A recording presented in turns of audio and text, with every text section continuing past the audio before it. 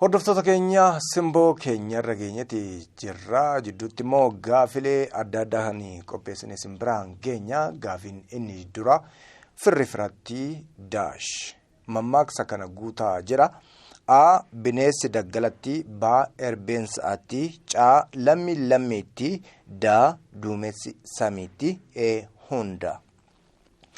Gaafiin inni itti aanu inni akka dhufeen ishiin deemtee hima jedhu keessatti ciroon walabaa kami? A. Inni akka dhufeen. B. Inni deeme. C. Ishiin deemte. D. Akka dhufeen ishiin deemte. E. Deebii hin qabu.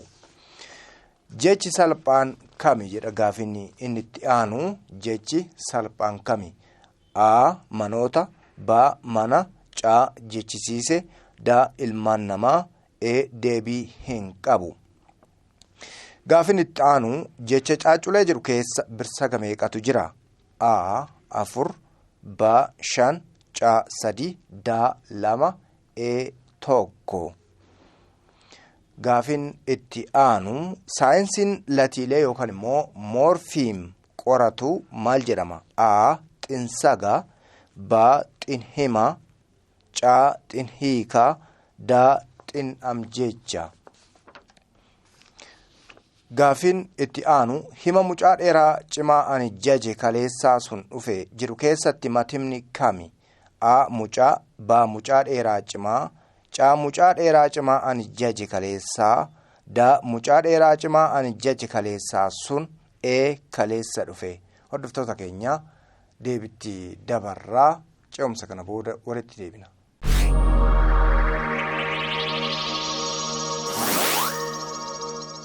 Hordoftoota keenya walitti deebineeti jirra. Egaa mana keessan teessanii gaafilee afaan Oromoo kanneen akka yaaltan abdiidhanii qaba. Barattoonni ni fayyadamu abdii jedhu qabna. Firri firatti daash mammaaksa kana guutaa jedha. Inni dura bineensi daggalatti, erbeensaatti, lammi lammiitti, duumessi samiitti, hunda jedha. Deebiin isaa erbeensaatti kan jedhudha. Jijjiiruu hin dandeenyu. Mammaaksi kun erbeensaatti jedhama jechuudha. Inni akka dhufeen ishiin deemte hima jedhu keessatti egaa ciroon walabaa kami jedha. Ciroo walabaa jechuun ciroo hirkataa kan hin taane, ciroo dhaabataa jechuudha. Ciroo of danda'a jechuudha. Kana keessaa egaa ishiin deemte kan jedhutu deebii ta'a jechuudha. Inni akka dhufeen kan jedhu hirkataadhaan ta'u, inni deeme kan jedhus as keessa hin jiru. Ishiin deemte kan jedhu ta'a jechuudha. Jechi salphaan kami jedha. Egaa jecha salphaa jechuun immoo kan maxxantuu adda addaa ofirraa hin qabne akka jechuuti. Manoota, mana jechisiise, ilmaan namaa deebii hin qabu. Deebiin isaa mana ta'aa jechuudha. Jecha caaculee jedhu keessa birsaga meeqatu jira jedha gaafiin inni itti aanu. A. 4. B. 5. C. 3. D. 2. E. 1.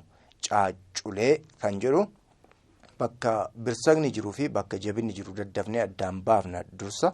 Kanaafuu caan inni lammaffaa jabaatee jira wanta ta'eef kanaaf caaculee ta'a jechuudha. 3 kan jedhu deebii ta'a jechuudha. Saayinsiin latiilee moorfiimii qoratu maal jedhama?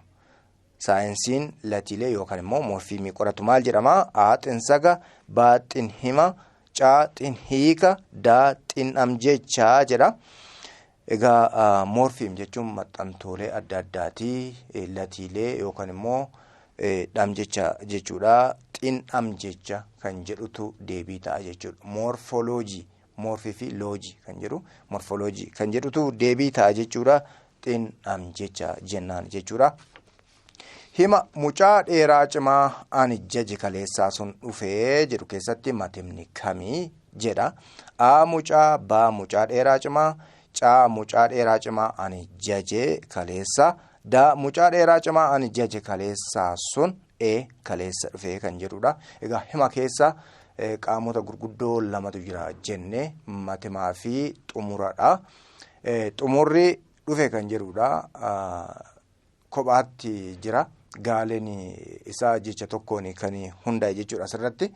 Kanaafuu mucaa dheeraa cimaa ani jaje kaleessaa sun haga jedhutti gaalee maqaati jechuudha. Gaaleen maqaa kun bakka kanatti matima ta'eeti jira jechuudha. Sun kan jettu suni dheertuudha.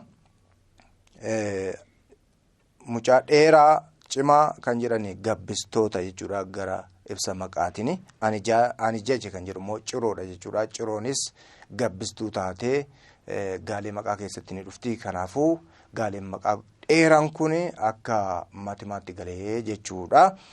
Hordoftoota keenya egaa ce'umsa kana booda immoo gara keessummaatti